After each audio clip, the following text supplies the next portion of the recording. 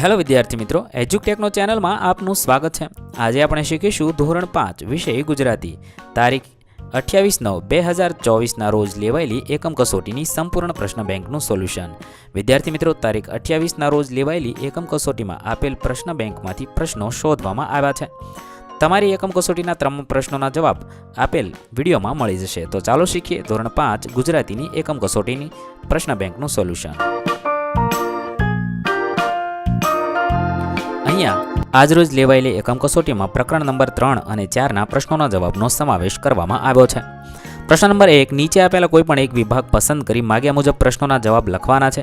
તમારી એકમ કસોટીમાં કોઈપણ એક વિભાગ પૂછાયો હશે। અહીં આપણે દરેક વિભાગના પ્રશ્નોના જવાબ શીખીશું। અહીંયા છે એક કોષ્ટક આપેલું છે, કોષ્ટક વાંચવાનું છે, સમજવાનું છે, તેના આધારે પ્રશ્નોના જવાબ લખવાના છે। 1, ગુજરાતનો સૌથી મોટો પર્વત કયો છે? ગુજરાતનો સૌથી મોટો પર્વત ગિરનાર છે। 2, બનાસકાંઠામાં આવેલા પર્વતની ઊંચાઈ અને પગથિયા કેટલા છે? બનાસકાંઠામાં આવેલા પર્વતની ઊંચાઈ 480 મીટર અને તેને 999 પગથિયા છે।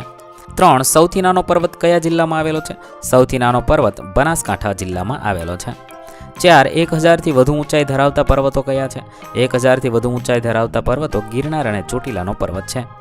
5, સૌથી નાના પર્વતની ઊંચાઈ અને પગથિયા કેટલા છે? સૌથી નાના પર્વતની ઊંચાઈ 480 મીટર અને તેને 999 પગથિયા છે। ત્યારબાદ વિભાગ બીજો જોઈએ। અહીંયા છે એક ડ્રોની ટિકિટ આપેલી છે, તે વાંચવાની છે, તેના આધારે પ્રશ્નોના જવાબ લખવાના છે। સવાલ નંબર 1, વર્ષમાં કેટલી વાર ડ્રો થતા હશે? વર્ષમાં 12 વાર ડ્રો થતા હશે। બીજું છે 36 સપ્તાહનો સમયગાળો એટલે કેટલા વર્ષ થાય? 36 સપ્તાહનો સમયગાળો એટલે 3 વર્ષ થાય। 3, બેંકમાં ખાતું ખોલાવવા કયા કયા પુરાવાની જરૂર પડશે? બેંકમાં ખાતું ખોલાવવા 2 ફોટા, આધાર કાર્ડ અને ચૂંટણી કાર્ડ જેવા પુરાવાની જરૂર પડશે। 4, તમારા પૈસા ક્યારે પાછા મળશે? અમારા પૈસા 36 મહિના પછી ડ્રો ન લાગે તો પાછા મળશે। 5, નિઃશુલ્ક અને જગ્યા માટે જાહેરાતમાં કયા શબ્દ વપરાયા છે? નિઃશુલ્ક માટે વિનામૂલ્યે અને જગ્યા માટે સ્થળ શબ્દ વપરાયા છે। ત્યારબાદ વિભાગ ત્રીજામાં એક ટાઈમ ટેબલ આપેલું છે, ટાઈમ ટેબલ વાંચવાનું છે, સમજવાનું છે, તેના આધારે પ્રશ્નોના જવાબ લખવાના છે। સવાલ નંબર 1, આ સમયપત્રક મુજબ ગુજરાતી વિષય કયા કયા વારે ભણવા મળશે? આ સમયપત્રક મુજબ ગુજરાતી વિષય સોમવારથી ગુરુવાર સુધી દરરોજ ભણવા મળશે। 2, તમને કમ્પ્યુટર કયા દિવસે શીખવા મળશે? અમને કમ્પ્યુટર શુક્રવારે શીખવા મળશે। 3, શનિવારે સૌથી ઓછા તાસ કેમ હશે? શનિવાર સામાન્ય રીતે અઠવાડિયાનો છેલ્લો દિવસ ગણાય છે, આથી શિક્ષકોને અઠવાડિયાનું અધૂરું કાર્ય પૂર્ણ કરવા માટે શનિવારના દિવસે ઓછા તાસ ગોઠવવામાં આવે છે। 4, મંગળવારે મધ્યાહન ભોજન બાદ શિક્ષક કયો વિષય ભણાવશે? મંગળવારે મધ્યાહન ભોજન બાદ શિક્ષક સૌની આસપાસ વિષય ભણાવશે। 5, જો બાળકો બુધવારે રંગપૂર્ણી કરશે તો ગાયન અને વાદન કયા વારે કરશે? જો બાળકો બુધવારે રંગપૂર્ણી કરશે તો ગાયન અને વાદન મંગળવારે તથા ગુરુવારે કરશે। ત્યારબાદ પ્રશ્ન નંબર 2, આપેલા પ્રશ્નોમાંથી સાચો વિકલ્પ પસંદ કરી કોઈ પણ 5 પ્રશ્નોના ઉત્તર લખવાના છે। તેમાં આપણે દરેક પ્રશ્નોના જવાબ શીખીશું। પહેલું, 8:30 સુધીમાં તો ભીડ થવા લાગી। જવાબ થશે 8:30 વાગે લોકોનું ટોળું એકઠું થયું। 2, એક પુરુષ એકદમ ટાપટીપ વાળો હતો, તે માણસ એકદમ સુઘડ હતો। 3, તેમની વાત મારા કાને પડી। સાચું વાક્ય થશે તેમની વાત મને સંભળાઈ। 4, મારે આ વાતમાં પડવું જોઈએ। સાચું વાક્ય થશે મારે આ વાતમાં રસ લેવો જોઈએ। ત્યારબાદ 5મું છે મારી બહેનપણીના પાકીટમાંથી કોઈ કાર્ડ તફડાવી ગયું। જવાબ થશે મારી બહેનપણી પાકીટમાંથી કોઈએ કાર્ડ ચોરી લીધું। 6, નર્સિંગ એપાર્ટમેન્ટમાં આવતા બંબાવાળાને વાર ન લાગે, બંબાવાળા તરત આવી ગયા। 7મું, વસંતરાય બિચારા ગાભરા થઈ ગયા। જવાબ થશે વસંતરાય બહુ જ ગભરાઈ ગયા। 8, હું રાડ પાડતો જાગ્યો। જવાબ થશે હું બૂમો પાડતો જાગ્યો।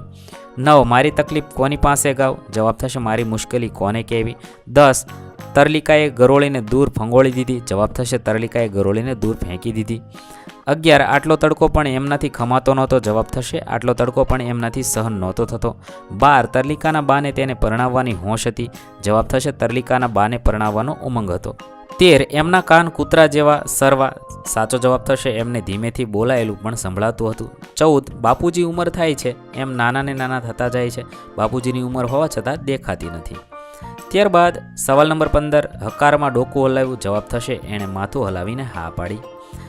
ત્યારબાદ કૌંસમાંથી યોગ્ય વિકલ્પ પસંદ કરીને ખાલી જગ્યા પૂરવાની છે, કોઈ પણ એક વિભાગના જવાબ લખવાના છે। આપણે દરેકના જવાબ જોઈએ। વિભાગ પહેલો છે 1, ઝાડ પર વાંદરો કરે હુપાહુપ, ફળ ફૂલ ખાઈને બેઠા છુપાછુપ।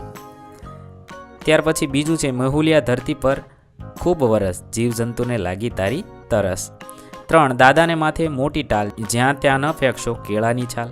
હાથીના કાન તો સૌથી મોટા, મમ્મીએ બનાવ્યા મેથીના ગોટા. 5 મામા વહેલા વહેલા આવો, મીઠી મીઠી મીઠાઈ લાવો. આ રીતે આપણે ખાલી જગ્યાઓ પૂર્ણ કરીશું. ત્યારબાદ બીજો વિભાગ છે, તેની અંદર પણ કૌંસમાં આપેલા શબ્દને આધારે ખાલી જગ્યા લખવાની છે. 1 વાંદરાભાઈ તો મોબાઈલ લાવ્યા, ફોટો પડાવવા મોરભાઈ આવ્યા. 2 ગાવલડીને માથે મોટા શિંગડા, માછરડીને શીરે કેવા ભીંગડા. 3 મારા ઘરે છે સફેદ ગાય, વહેલી ઉઠી ચરવા જાય. ત્યારબાદ ચોથું છે, એવો રૂડું રૂપાળો મારો વીરો, જાણે મેલો ગયેલો હીરો. 5 ગુજરાતનો ગરબો કેવો ન્યારો, દેશ વિદેશમાં લાગે એ પ્યારો. ત્યારબાદ ત્રીજો વિભાગ જોઈએ. અહીંયા આપણે કૌંસમાં આપેલા શબ્દનો ઉપયોગ કરી જવાબ લખવાના છે. 1 પર્વતને માથે મોટા ઝાડ, ખેતર ફરતે કાંટાની વાડ. 2 મને ભાવે મીઠા લાડુ, ભેંસનું બચ્ચું તે પાડું. 3 લેસન મમ્મી રોજ કરાવે, ના કદી એ મને ડરાવે. ત્યાર પછી ચોથું બિલ્લી માસી આવી, ઉંદર સેના ભાગી. 5 ખાવામાં છે ગુણકારી કાકડી, દાદા પાસે નાની લાકડી. ત્યારબાદ પ્રશ્ન નંબર 4, કોઈ પણ એક વિભાગ પસંદ કરી માગ્યા મુજબ વાક્ય બનાવીને જવાબ લખવાના છે. અહીંયા છે અત્યારે, પહેલાં અને પછી એ મુજબ વાક્ય બનાવવાના છે. ગઈકાલે અમે પિકનિક ગયા હતા, તો અત્યારે થશે અમે પિકનિકમાં જઈ રહ્યા છે.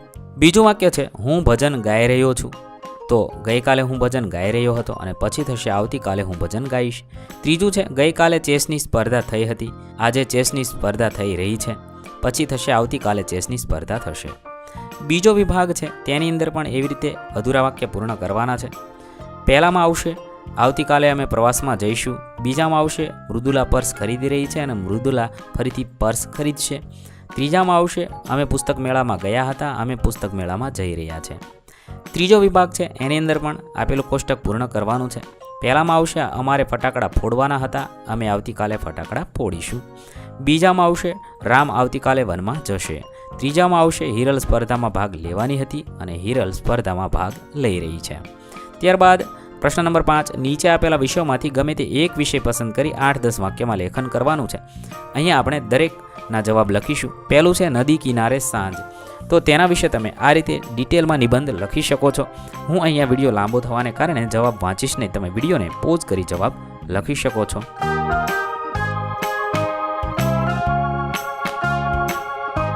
ત્યારબાદ બીજું છે મારો મિત્ર અથવા મારી સખી. અહીંયા હું મારા પ્રિય મિત્ર વિશે લખું છું, તમારે તમારા પ્રિય મિત્ર વિશે ડિટેલમાં નિબંધ લખવાનો છે. અહીંયા જે મેં નિબંધ લખ્યો છે એવો લખવો જરૂરી નથી, તમે તમને મનગમતો નિબંધ લખી શકો છો. લાંબો થવાથી વિડીયો પોઝ કરી તમે જવાબ લખશો. ત્રીજું છે તડકો. તડકો એટલે જિંદગીનો આધાર, તે પ્રકૃતિના અમૂલ્ય દાનમાંનું એક દાન છે. આ રીતે તમે તડકા વિશે લખી શકો છો.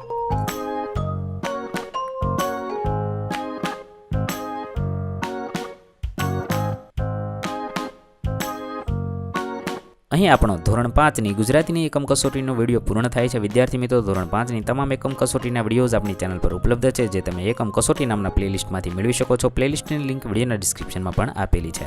થેન્ક યુ દોસ્તો. એજ્યુકટેકનો ચેનલ તરફથી વિડીયો નિહાળવા બદલ આપનો આભાર. આવા બીજા વિડીયોઝ નિહાળવા માટે અમારી યુટ્યુબ ચેનલ એજ્યુકટેકનો અત્યારે જ સબસ્ક્રાઇબ કરો. આભાર દોસ્તો.